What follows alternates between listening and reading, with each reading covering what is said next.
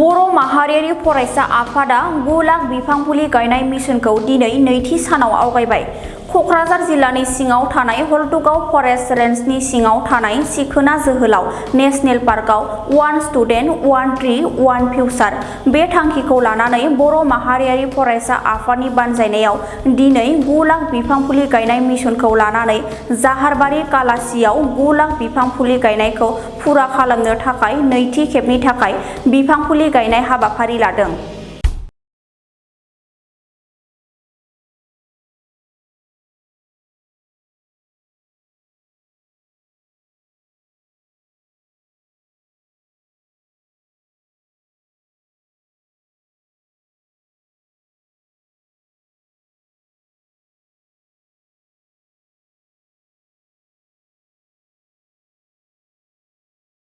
नोंथांमोननो आं साबायखर बावबाय। दिनै बनसुनि बानजायनायाव जे प्लान्टेशन ड्राइभ बेयो नैथि दिनाव आगान होबाय। दा जोंनि जे मिशन बड'लेण्ड ग्रिनारि मिशन 2026 बाहाय जोङो 9 लाख जों टारगेट लादों आरो 9 लाखआ जोबोबा माने जों आरो बारायबावगोन। जिहेतु दानि समाव जे जोंनि जे BTCनि फरेस्ट डिपार्टमेन्टआ जेसेबां फुलि रेडि खालामनो हादों बे हिसाबैसो जों बेखौ टारगेटखौ लानाय जादों आरो जोंजों लोगोसे दा बे प्लान्टेशन हाबायाव माने मैखोमै बाहागो लागासिनो दं जे जोंनि सिखना जोहोलाव माल्टिपार्पस कअपारेटिभ ससाइटि NGOआ जोंजों मोजाङै बाहागो लागासिनो दं आरो फरेस्ट डिपार्टमेन्ट आरो लोगोसे भलन्टियार फर्स आरो गुबुन गुबुन NGO माखासे बिथांमोननि नामखौ आं गोसोआव गैला, सोमखोर NGO बिथांमोनाबो जोङो बाहागो लागासिनो दं। दा दिनै जों नैथि दिनाव आगान होबाय आरो जोङो हानायखिनि बिफांखौ गायनो जों सेस्था खालामगासिनो जाहाथे जोङो माने मिक्स प्लान्टेशन जों खालामनो सेस्था खालामदों।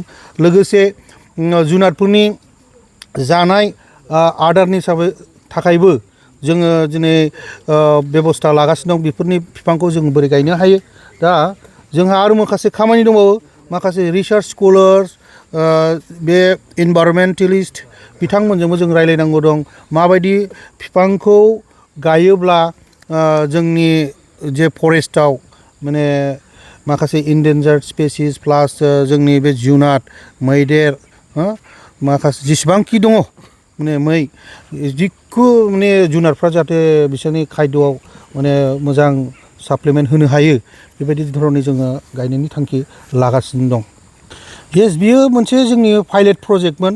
बेबायदि डनेसननि प्रग्रामखौ दस्रा माबाफ्रा मावफेरदों मावफेराखै जों मिथिया, खिन्थु जोंनि माबायाव बेबायदि मोनसे जाखांफैनायलाय जों सानदों जिहेथु जोंनाव खुनु फान्डिं गैया, दा बेखौ जायफ्रानाखि बिफांखौ मोजां मोनग्रा बिफां गायनांगौ गोनांथि दं होननानै मिथिग्रा बिथांमोना जाहाथे जायफ्रा गोसोखाङो बिसोरो सुबिदा होनो हायो, जाहाथे फिजिकेलि फैयाब्लाबो नोंथांनि बे फिसा एमाउन्ट जोंनि बे मिशनाबो साक्सेसफुल जालांगोन। दा गोबां QR क'डआव गोबां मानसिया हरदों। हरनायाव जेनेबा सोरबा फांसे बिफांनि थाखाय हरदों, सोरबा 10टा प्लान्टनि थाखाय हरदों, सोरबाया मोनब्रै बाहाय नामफोरबो दङ हरखादों। खिन्थु बहुद मानसिनिया नामखौ जोंनो होआखै, फैसाल' सफैदों, नाम गैया। दा बिनि थाखायनो जों बिथांमोननि नामखौबो जों बुंनो हाथ'वाखै। खिन्थु उननि समाव माने आरो फैबावदों, माखासे QR क'डखौल' ट्राइ खालामदों होननानै बुंदों खायसे मानसिया। दा बेबायदि मोनसे जोंनाव कल फैदों आरोखि। दा जोंबो गोग्गानाय मोनदों। दा बयबो थारमाने दिनै जेसेबां सार्कुलेट जादों बिनि गेजेराव एटलिस्ट 1% 2% मानसिया बेफोरबायदि मोनसे जाग्रह जाखांदों। दा बेखौ जों बिराद साबायखर बावबाय जायफ्रानाखि बेबायदि डनेसन हरदों आरो दुस्राखौबो जाहाथे बेबायदि इनकारेज खालामगोन आरो जोंनि जे बाहाय सेंग्राफोर दं, NGOs दं, बिथांमोनाबो जाहाथे खामानिखौ कन्टिनिउ खालामनो हायो, प्रजेक्टखौ साक्सेस जे जोंनि माबानि सिगां जों कमप्लिट खालामनो हायो, जाहाथे मे जुन जुलाइ नङा होमबा, जेरावनाखि खराननि टाइम सफैयैनि सिगाङावनो जोङो कमप्लिट खालामनो हायो, बेखौ जोङो जोबोद टारगेट खालामगासिनो दङ। आं मोनसे खोथाखौ खोन्थानो लुबैदों।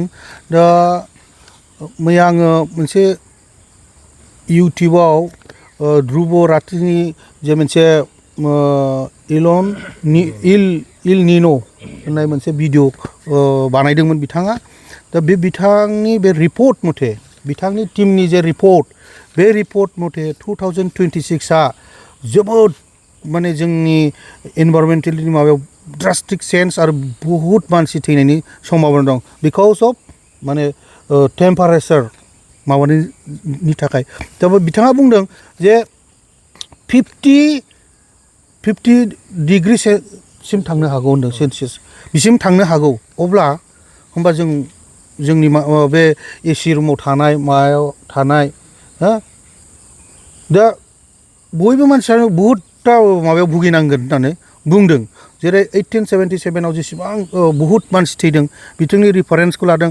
2015आवबो खनसे जादों दा बेबायदि मोनसे ड्रास्टिक चेन्ज बे साइकेल हिसाबै सोलियो दा देग्लायबो 2026 जानायनि सम्भावना 100% माने बिथाङा होनदों 61%आ एकदम सियर बहुत मानसि माने माबायाव गोलैगोन आरोखि माने प्रब्लेमाव गोलैगोन दा बिनि मोनसेल' उपायानो जाहैबाय बिफां गायनाय जोङो जुदि दिनै जों बिफां गायोबा बिनि फिथाइखौ जों बोसोरब्रै बोसोरबानि उनाव मोनगोन दा दिनैनिफ्राय जों स्टार्ट खालाम बेखौ आवगोलनो खालामनांगौमोन खिन्थु जोङो लेटब्लाबो जों स्टार्ट खालामबाय दा बेहाय बयनिबो मदद नांगोन आरो माबायाव आं बेखौ रिकुवेस्ट खालामो ससियेल मिडियायाव जायफ्रा फैनो हायाखै बिथांमोना बेबायदि मरेल सापर्ट होनानै खामानिखौ मावथों लोगोसे नेगेटिभ कमेन्ट होग्रा बिथांमोना